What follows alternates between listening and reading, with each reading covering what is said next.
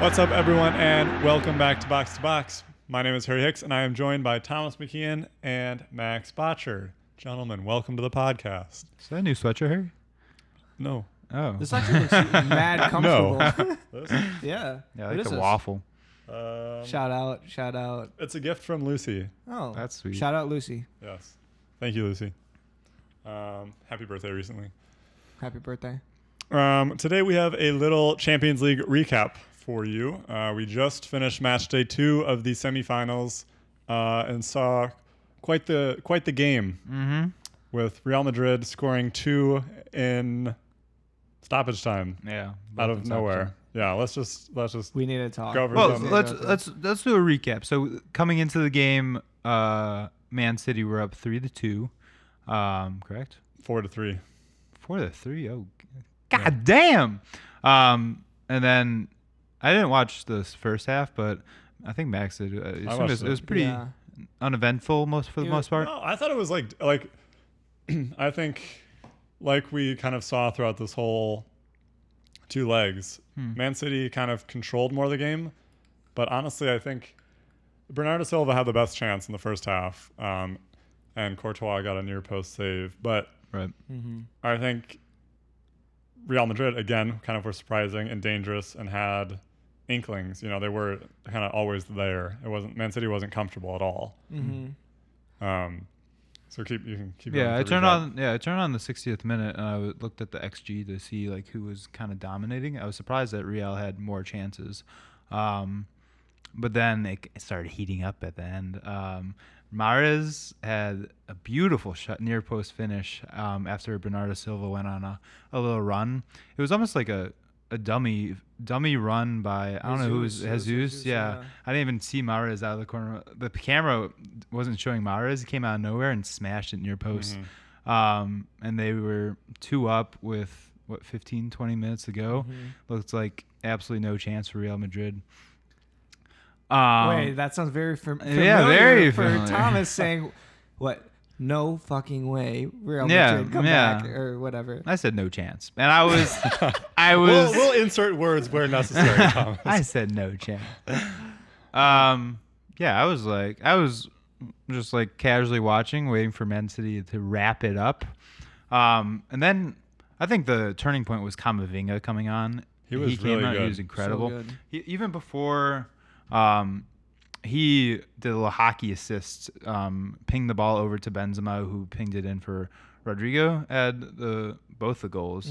Rodrigo finished it off for the first goal, and then a couple minutes later in extra time, we were watching the replay. I didn't realize this happened, but I don't know, someone whipped it in, and off a slight deflection, the ball went over Laporte's head, he missing the header, and to Rodrigo. I think Valverde. Yeah, Valverde or Asensio I think had a it's- slight touch on the ball as the ball came in, nicking it over Laporte so you couldn't clear it, and Rodrigo was there to finish it.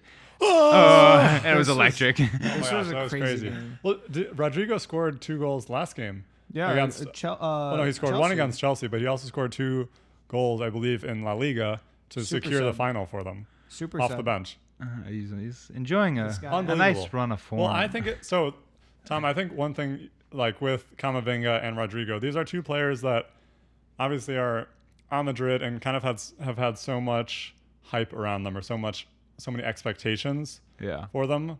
And I think Rodrigo signed a couple years, 17 years old, coming from Brazil. Obviously, Camavinga he was in the winter transfer window, wasn't he? Yeah, I think Rennes? From Rennes, maybe? yeah.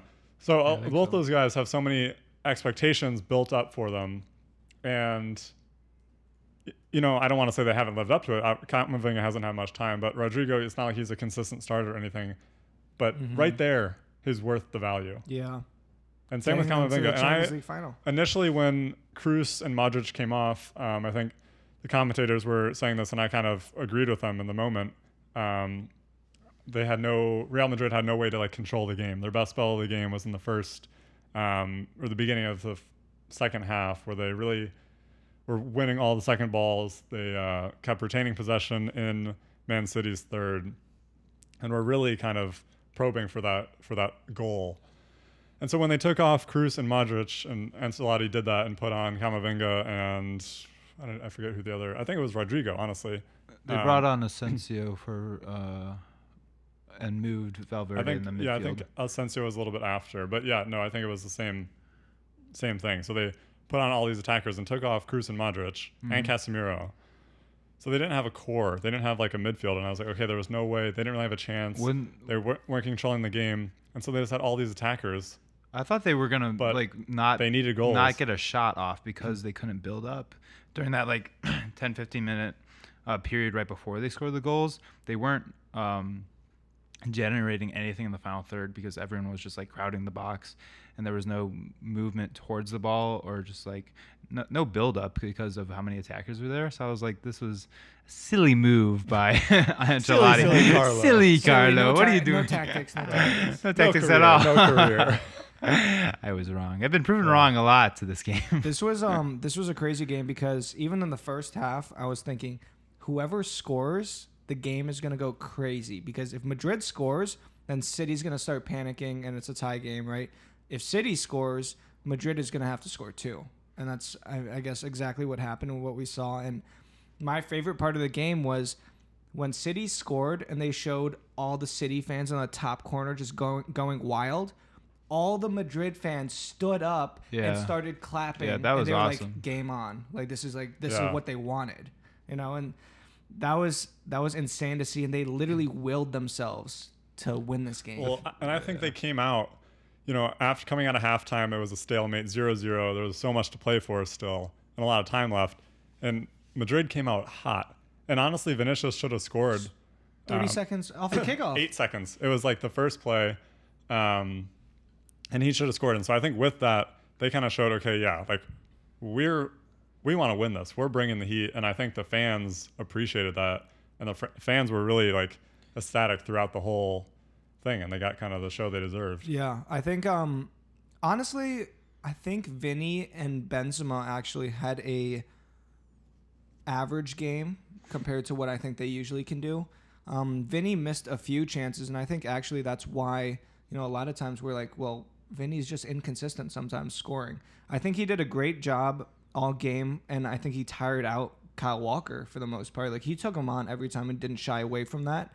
Walker had to come out because of it. Yeah, he had to come out. It wasn't really an injury. It was exhaustion. Exhaustion. Yeah. I mean, the first time, he was taking all the electrolytes on the side, and then he ended up coming back in. But there were a few where Vinny should have done better. And honestly, for Benzema too, he had a clear header, very similar to the one that he scored against Chelsea, and he ended up scoring the penalty. But other players stepped up for Madrid, which is huge. I think that's one of kind of the big takeaways, and that's honestly what Madrid needed. I mean, I think we can talk kind of now about Madrid's run up until this point, and so far they've been able to rely mainly on Benzema. Yeah, and he's gotten them through, second leg hat trick against PSG to come back from 2-0 down on aggregate.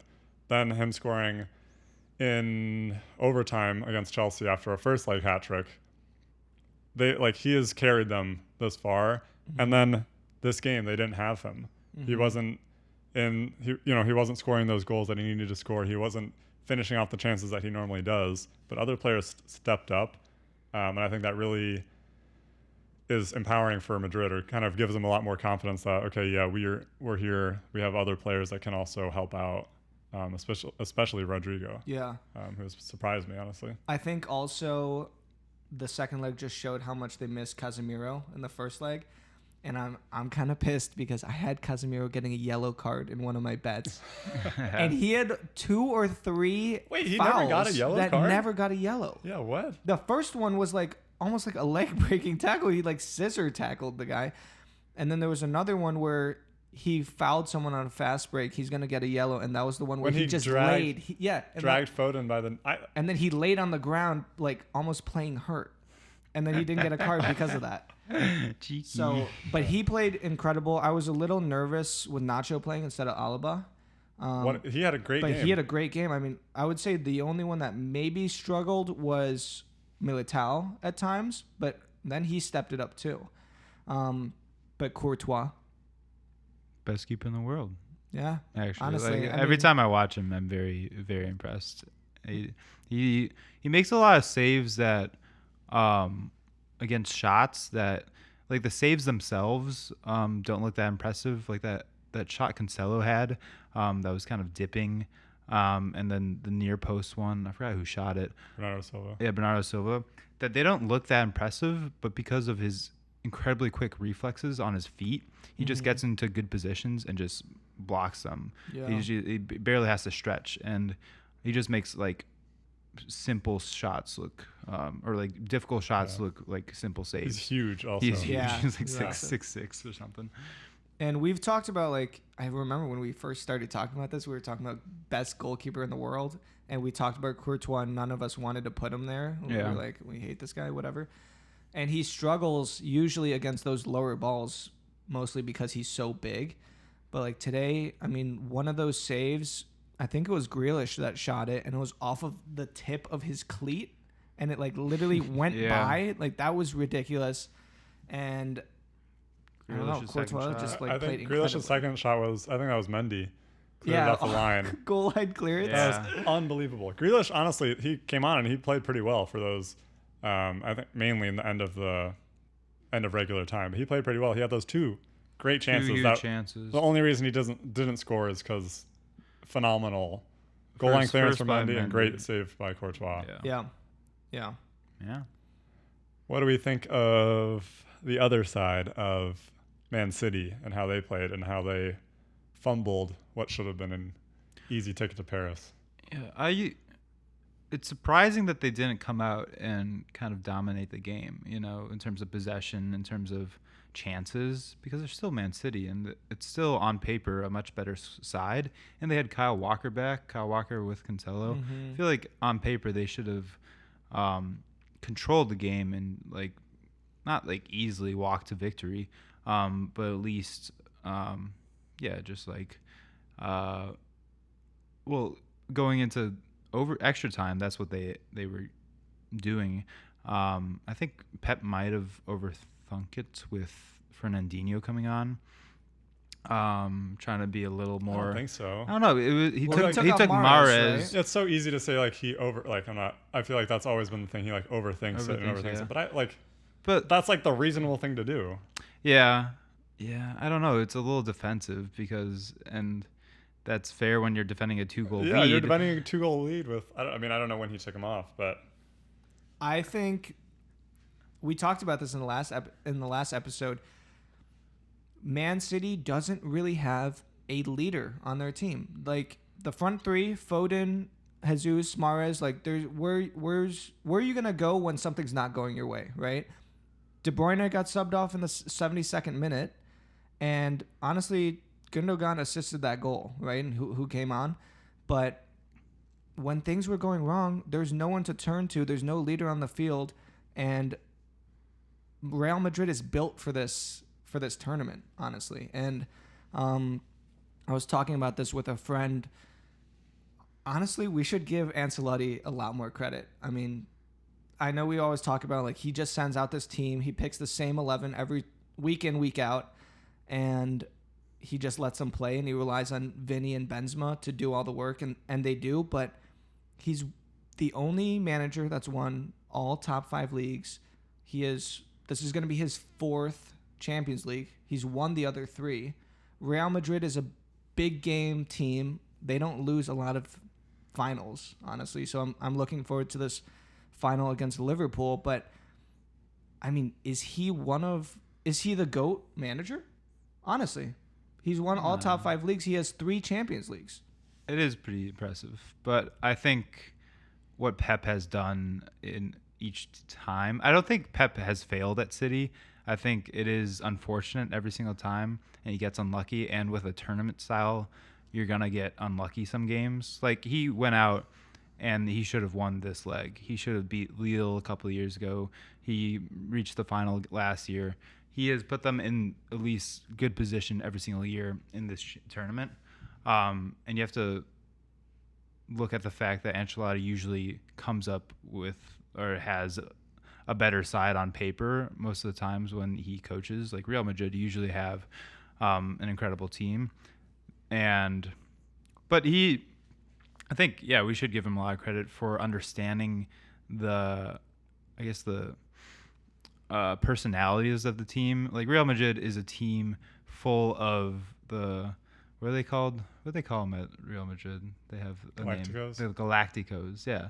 And not anymore. They're not they full still of have Galacticos. they still have Benzema, they still have Modric, Cruz, Vinny's emerging as that guy. They still have a lot of like big personalities that he gives that power, and you see that on the bench. You see Marcelo running and giving instructions to the team. You see who else was out there when Cruz was subbed out? He was still out there, and all his assistant coaches. It was just like a very team organized, like out there, like giving a bunch of instructions. When it panned to Pep on the other side, it was Pep out there. It was just Pep. His assistant coaches were sitting down. Everyone else was sitting down. Very juxtaposed in terms of how they run their clubs. I think yes, they probably did the best with their each prospective teams. Okay, I agree with you, but I also disagree with you because I think the difference is that like Madrid over the past 4 years or whatever since Ronaldo left and Zidane left, or the first time, they haven't been it's been a different Madrid team, and I think that is because they haven't really had those Galactico players, because that's when they're signing these like £100 million or euro or dollar players like Bale and like Cristiano Ronaldo and like Eden Hazard, but he didn't play out. Yeah. And since then, they haven't really had any of those huge signings, and they've kind of had other players come up. Obviously, Vinicius and Rodrigo were kind of big signings, but they're not like the groundbreaking signings that Eden Hazard was and like should have been, or Cristiano Ronaldo. And I think it's a very different Madrid team, and they're still relying on Benzema from, I don't know how long, 10 years. Mm-hmm. So I think it's impressive because it is a little bit of a different Madrid approach. But Tom, I think you are spot on with the like different culture within the team compared to Man City. And honestly, I think that's why Madrid are here, is literally because of their culture and the like history of the club and the fact that they are Real Madrid, and when they don't have those great players working out, when they are basically up against the odds, they look back and they're like, we're Real Madrid. Yeah. Like, we believe we can do this. And I think all those players on the bench, like Marcelo, still there, like still hyping everyone up and like believing in the faith and helping out these younger guys like Rodrigo, who has, for most of his time at Madrid, been a failure, or at least not what people expected him to be at 17 years old, which is like unbelievable pressure. But for most of his time there, he hasn't been what people thought he was going to be. And I think now he believes, now he knows that he is the real deal, or can at least has made his impact. Yeah, that's why I think I credit Ancelotti not for his like tactical coaching, because we saw him against Barcelona where he tried something new. He tried the Kroos and Modric being like the front line press and that like weird 4-2-4. They absolutely got destroyed. But understanding that the team belongs to the players and the fans, like that moment Max was saying when the fans stood up and clapped after Man City scored and they were up 2, and the fans weren't dejected whatsoever. They were just like up there, like, let's go. This is it. That was incredible. That was a very, like, I respect the hell out of that. Like, I don't like Real Madrid, but that's a really cool moment, and I respect the fans for actually like not being dejected whatsoever. I think credits to Ancelotti to just give the power, not try to be a tyrant in terms of tactics, in terms of who's going on. He gave the power to the fans, to the, I guess, more senior players on the field, and they came back. I think one problem, or one thing that Man City struggle with, like you're saying, they don't have, or Max, you were saying this, like they don't have that kind of leader, they don't have that history to rely on, or that fan base to like lift them up when they need it. Yeah. What they also don't have, and I think this is part of Pep's plan, or what he's been building at Man City, is kind of the strikerless system where they have a lot of really silky, skillful players that create a bunch of chances, and that's how they get their goals. But they have all these good players. They don't have like a finisher. They don't have someone that will score consistently. And I think that's fine most of the time because they create 15 chances a game and convert 4 of those, right? Or something like that. They create so many chances and they then convert some of them. Whereas Real Madrid basically have the exact opposite, where they're relying on that 1 or 2 chances.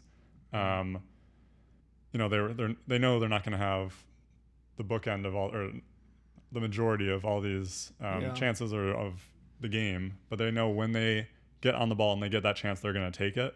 And honestly, that's what the Champions League is about taking your chances. It's about converting when you need to. And when you have Benzema and you have apparently Rodrigo now that will convert when you need them to, and they'll give half a chance and make it count. That's why they're here. Yeah. That's why they've been able to get through all this, because Chelsea played better than them the second leg. They played pretty well. Chelsea played, I think, at least equally the first leg, but Chelsea doesn't have a goal scorer like that. They don't have Benzema. And so I think that's the biggest difference, is that they take their chances more than any other team that we've seen. Yeah. They don't have that go-to guy, and they might be getting him in Holland next year, right? Yeah. So that's the big move. And I wanted to jump back just with like the whole culture thing, because Madrid has always, at this level, you're going to have tactics as a manager, right? Like, obviously, but they have never really had a coach be a tactician, right? Their past managers are Ancelotti, Mourinho, Zidane. They're all players coaches, and they bring like energy. And of course they have certain tactics, and they make incredible subs and changes after halftime or throughout the game, but they bring so much energy to the team. And that's like exactly what Real Madrid has always been about. So he's a perfect fit, and I think he's going to retire after this year. Ancelotti has already talked about. Yeah, that's a good move. But decent way to end it. Yeah, if they end up on top, I guess. Yeah. So I don't want to discredit Pep though. I've seen things where it's like if he doesn't win the Champions League with Man City, he's failed, and I think it's a little hindsight because of how unlucky he got. Like, if we look at like the XG over 2 games against Real Madrid, they probably beat Real Madrid. I think that's like, you can say that comes down to not having a finisher.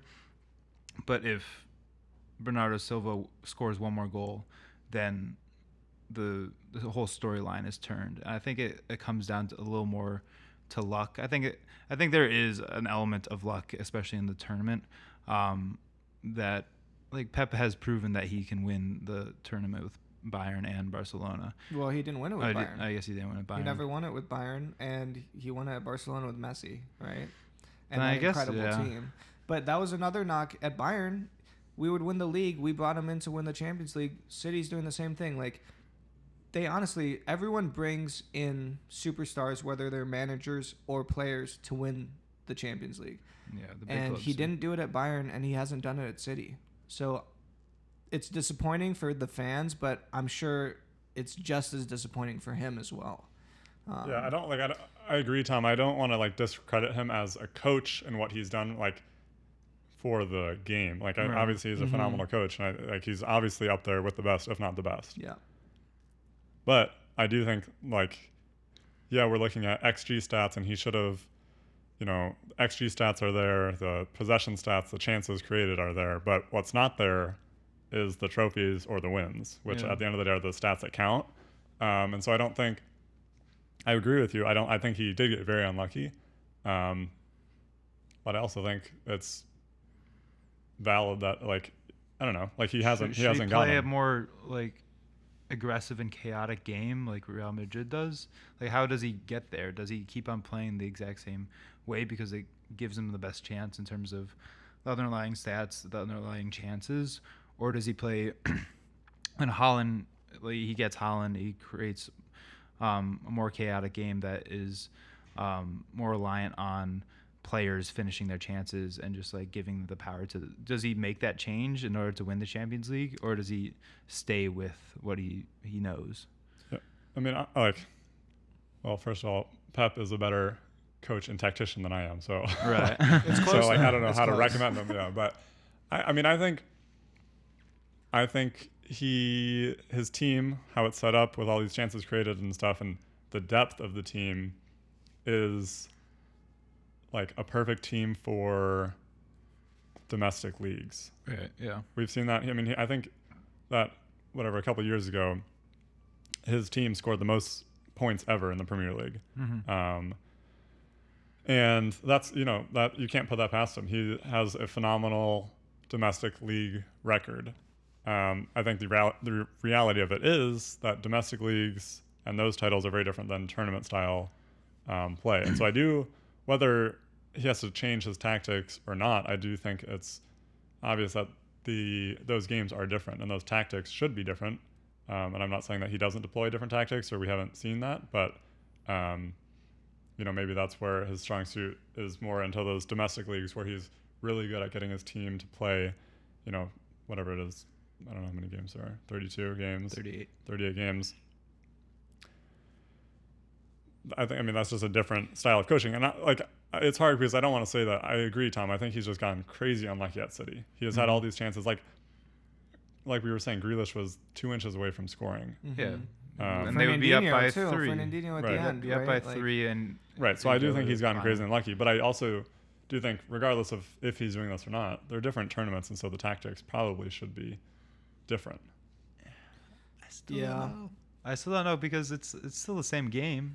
It's still the same outcome. It's like you're trying to win. You're trying to win domestic leagues, and yes, you can build your team around depth to have a better chance in terms of a lengthy season. But he still has his 11 is still a team that should beat that Real Madrid 11. Yes, I agree. So I feel like he set up his team up for success. I'm not sure if you go about it in a different way. And I think it does come down to like the fans. The Real Madrid fans willed that team and the history. And I think there's a lot more.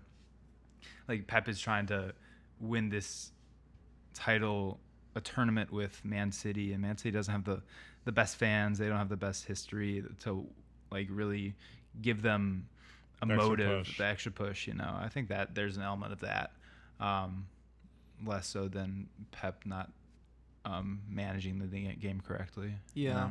I mean, we don't know what Pep is telling his players before the game, like just tactically wise, but it almost looked like, at least for the first half, Man City was dominating possession, but they never really had that many chances. And it's almost like Pep said, score if you can, but don't let up a goal, and they defended a lot and they defended well, but they never really went for the win, or they never really went for the goal.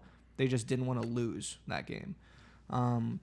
That's kind of what we talked about in finals, right? Like you're up 1. Obviously, you're thinking about, I don't want to lose, or we don't want to give up that goal instead of winning. And Madrid, the only thing that they can think about is we have to score, otherwise we're out.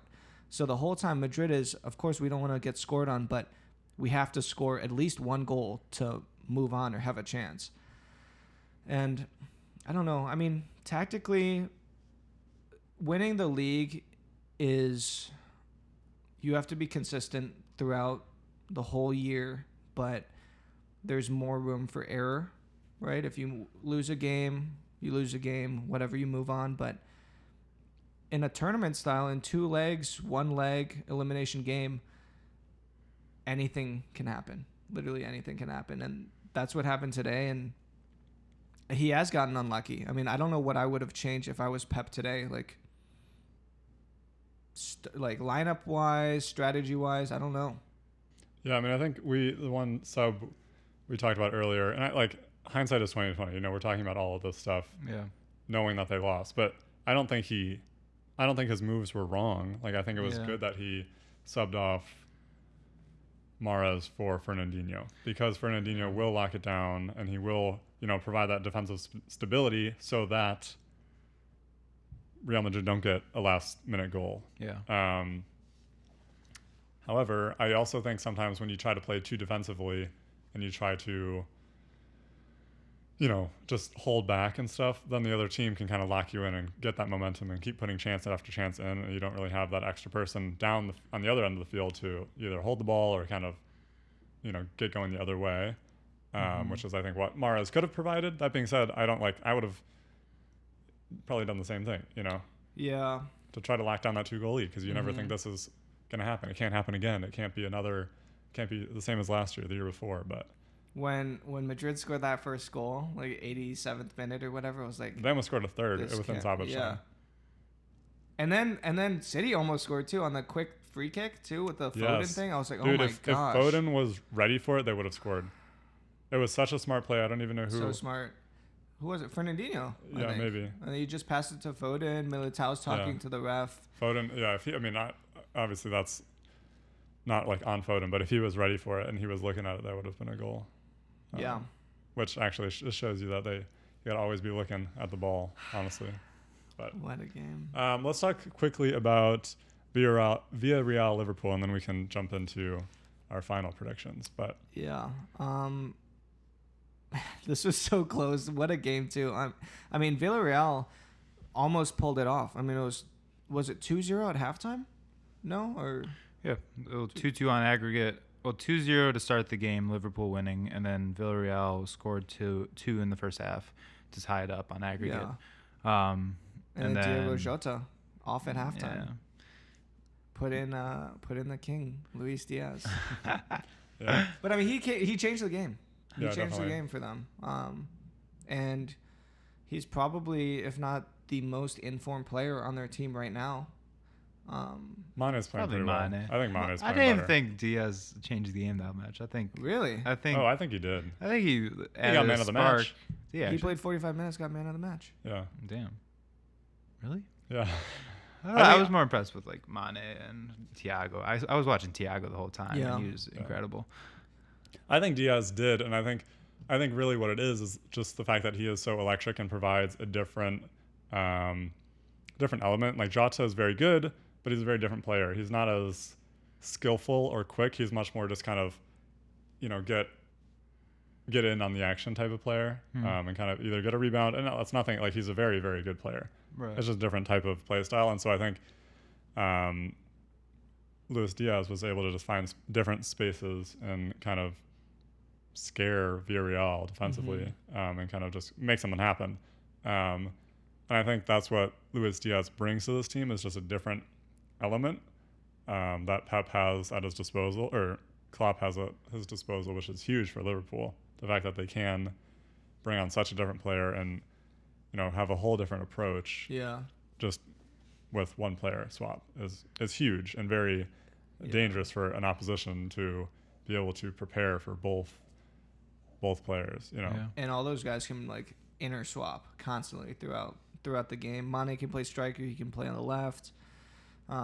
Jota too. I mean, sometimes he lines up as striker, but yeah, I mean, when I was watching this game and specifically Salah, I thought he stalled so many of their attacks. Like there were so many chances that they had where it was like, I don't know what he's doing, or like he's trying to look for.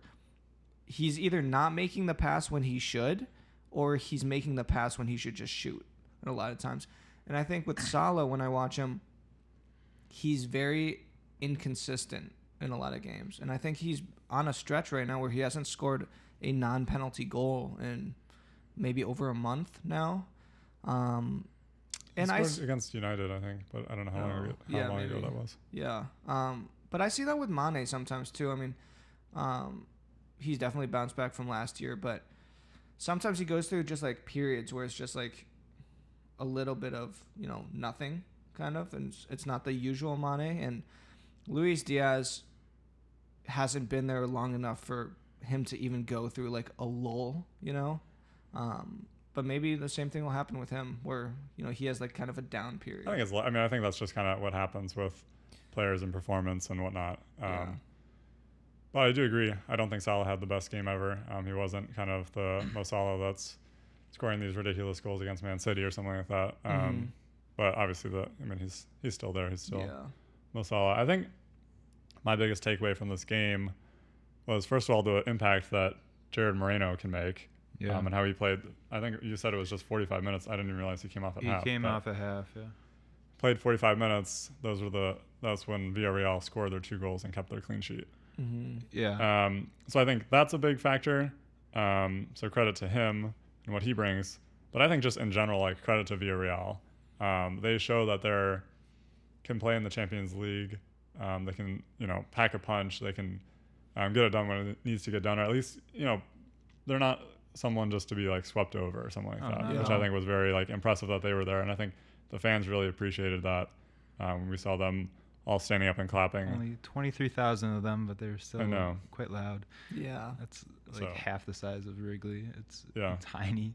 The whole town is like 50,000. 50,000, which is the same capacity as Anfield. They were all at the game. They're all there.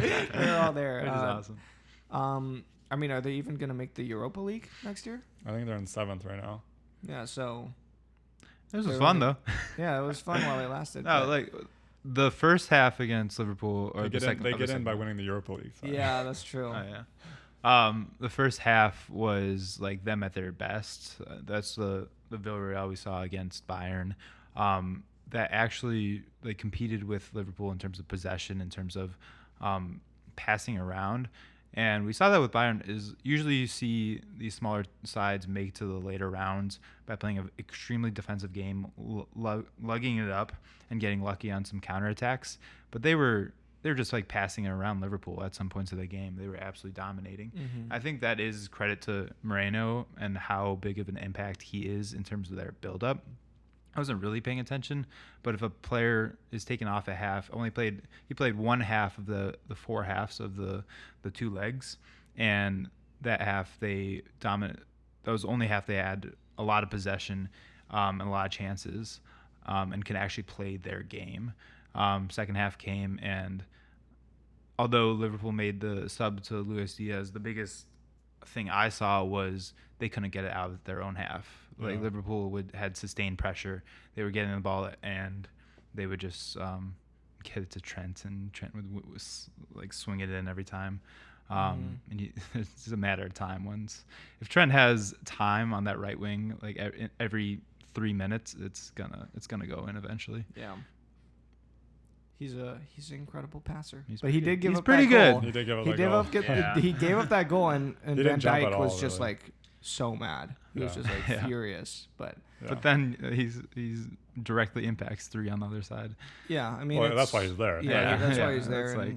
That's the game Liverpool plays. Is like we'll give up a goal with Trent on the right back. He'll score us 3.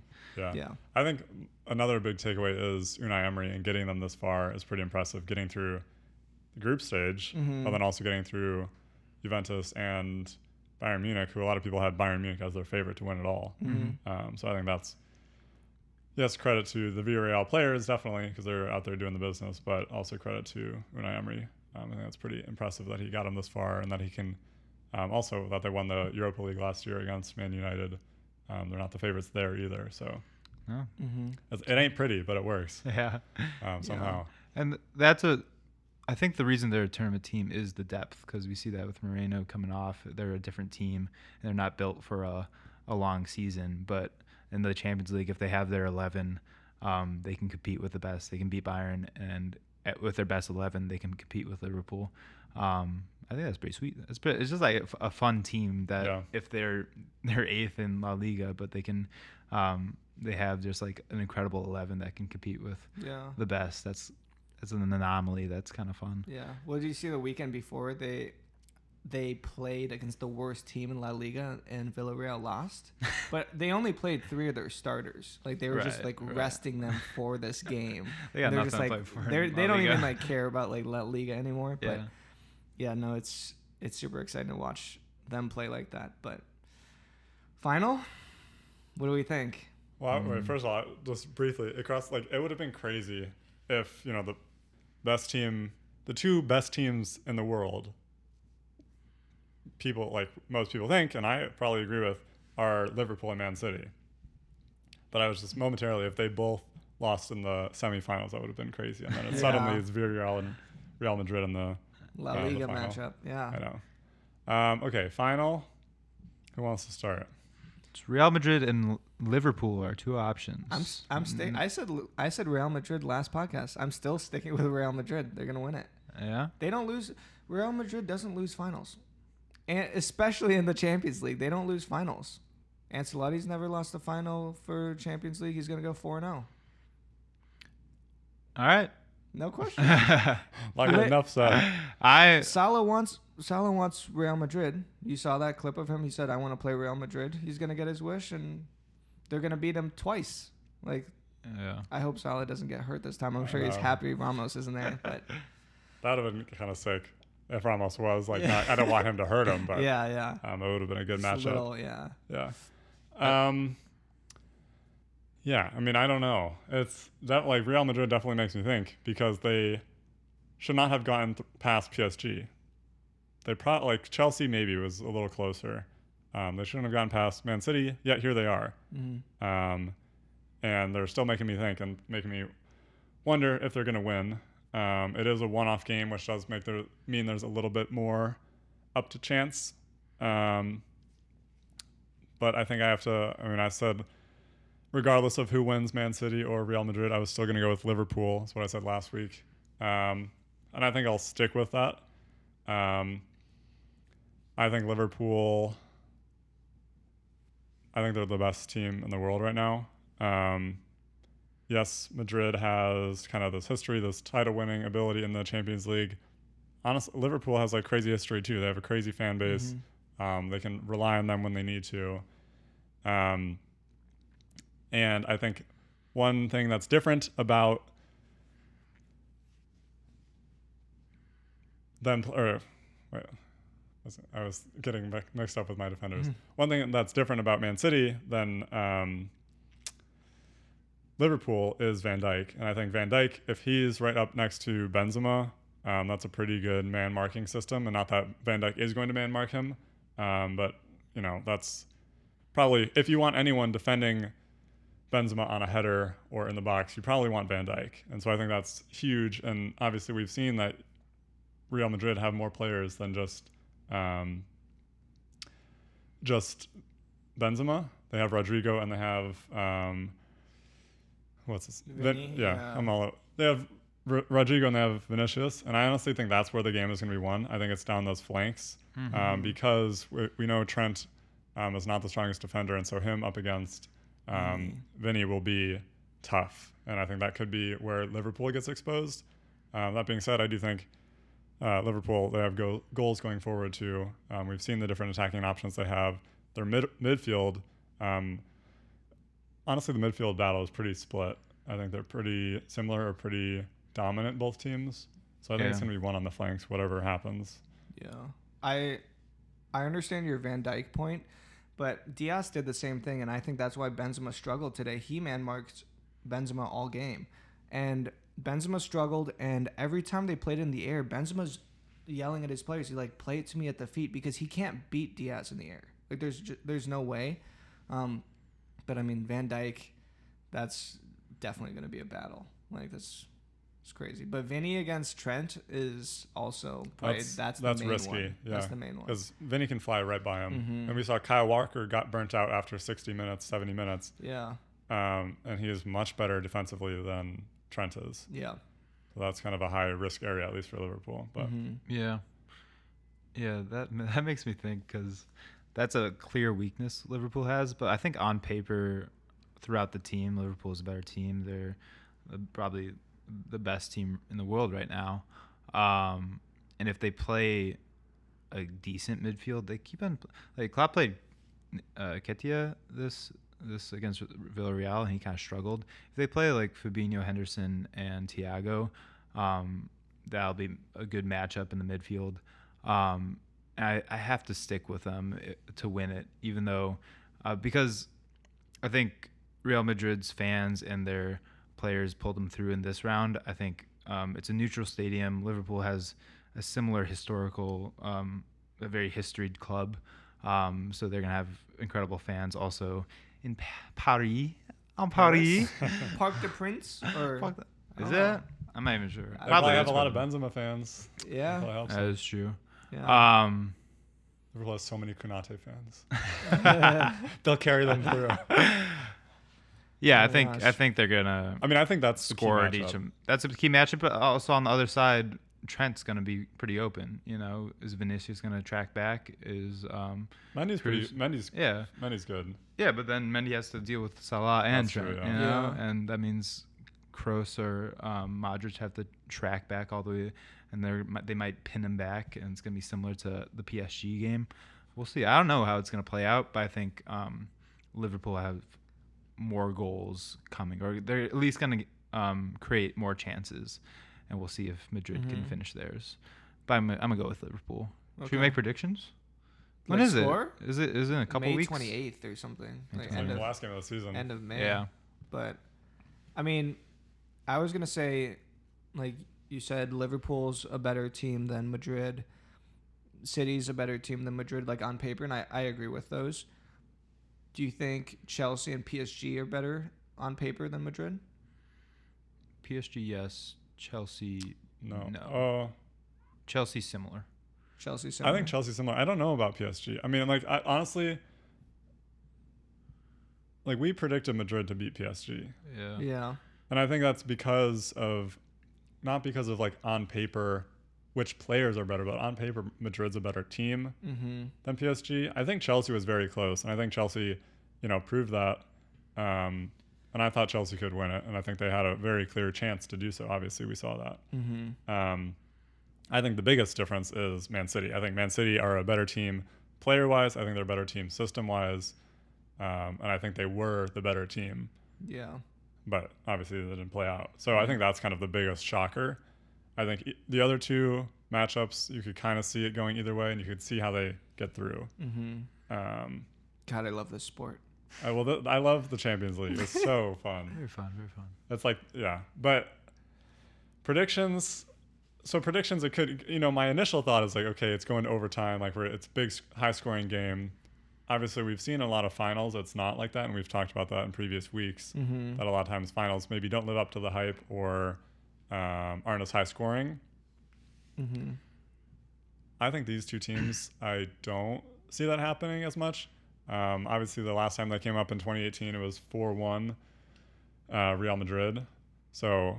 they'll have Bale on the bench if they need him. I was about to Yeah. say. If they need a bicycle kick, they'll put him Right, there. they'll have him on the bench. And if they need him. how this Champions League is going with Real Madrid. If they're down a couple, throw Bale's in. Throw Bale in. I don't put it past. Like that would be a smart move. Yeah. He's a big. He's exclusively for the Champions League final. No other games. He doesn't play. That's why he's still there. Yeah. Okay. So my prediction. I think Liverpool. I'm sticking with my initial thought was 3-2 Liverpool in 90 minutes. Is my prediction, and I think that's because I think it will still be high scoring because of how both of these teams play, and I think how we've seen Ancelotti play throughout. It's not sit back and defend. It's kind of, we've called it making chaos and going forward and getting the ball, just to Vinny and Benzema and making stuff happen. And then Klopp, similarly, I think Klopp also is not one to sit back. He wants to win the game. He wants to win with style, but he wants to dominate and he wants to get goals. Yeah. And a lot of times that does leave them exposed. We've seen them a lot of times when Liverpool are in these bigger games. We've seen it against Chelsea and against City in the Premier League, and both of them they've let goals pass them. So I think there'll be plenty of goals in this game, honestly, which I'm excited about. I think it'll be a great matchup. And then there's also that edge that it's a little bit of potential redemption. Yeah. For Liverpool. I don't know. For some reason, I mean, I agree with everything you just said, but I think it's going to be like 1-0 Madrid for some reason. I just think like it's going to be 0-0. Both teams are going to be maybe a little nervous. It's a final or something like that. And I think Madrid just wins 1-0. Like, I don't know why. Yeah. Just a feeling. Yeah, that's all right. I'm going to go 4-2. I agree with Harry with all the goals. I think they're going to get a garbage time goal to That's put what it I was away. curious about, yeah. But who knows? Who knows? We'll see. This isn't our final match of the week. Is it? Our final match of the week? So No, like whoever probably a loses couple off more. the We have pod. more time. This is just preemptive. Yeah. We'll come back to it. We'll come back to it, yeah. But this has been a hour-long match of the week episode in anticipation. But yeah, I'm pretty excited. I think so the potential matchups we had, maybe I'll take Villareal, but we had Villareal out of the conversation. We had Liverpool against Man City or Liverpool against Real Madrid. And I don't know which final I would have preferred. Because obviously Liverpool, Man City are these, domestic rivals. They have the best two teams in the world. They're going head to head for the Premier League title. But I'm kind of excited that Real Madrid are in there just as a wild card. We've seen Liverpool, Man City already exactly. twice this year, 3 times this year. I'm excited for this Real Madrid. I prefer the finals where it's not two teams from the same country. I agree. Because first of all, you just don't see those games as often. Mm-hmm. But second of all, there's a lot more, I guess, like surprise. It's or like a lot more. It's a pure European championship where they're trying to figure out who's the best in Europe, not like multiple teams from the same league dominating and then reaching the final. It's like who has it doesn't really answer the question of who has the better league, but it's like two teams from different countries proving this year we have the better team, that can beat your team, that you're champion. Let's see what you kind of have, not that, I don't know how all these loyalties lie, but I think there would be some pride in seeing like a team from your own country win, even if you're not like a Real Madrid fan. If you're another team in Spain, I don't know if I'm. Yeah. I can't wait to watch the Seattle Sounders win the Club World Cup. It'll be beautiful. That's our now time for match of the week. Seattle Sounders. Yeah, that doesn't. How many times does that happen where they play like two from the same Liverpool, Tottenham? It's been a lot Chelsea, of English ones. Yeah, City. City and Atletico Real Madrid twice. Yeah. Bayern played Dortmund. 2013. And then that was a good one. Yeah, it happens often. It happens kind of often. But yeah, those are like fun because it's like both of our teams made it. It's like cool, but that's not as cool. But oftentimes when it happens, it's like against your biggest rival. This is when it happens. Yeah. Right. They're all good matchups. Yeah. So, God, I'm so excited. I know. All right. Well, I think that probably does it for us all here. I hope you are all excited, as excited for this final as we are. See you next week.